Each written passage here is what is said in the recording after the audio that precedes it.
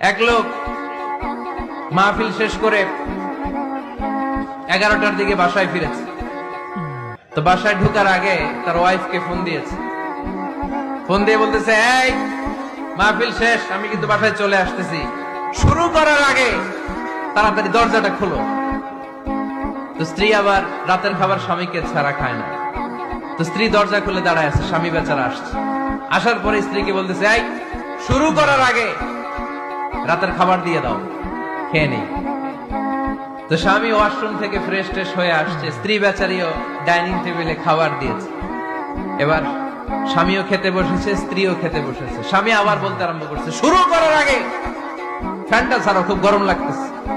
এবার তো স্ত্রী রেগে মেগে আগুন, কি আসার পর থেকে শুরু করার আগে, শুরু করার আগে, শুরু করার আগে, কি শুরু করার আগে? স্বামী বলতেছে, এই তো শুরু হয়ে গেল।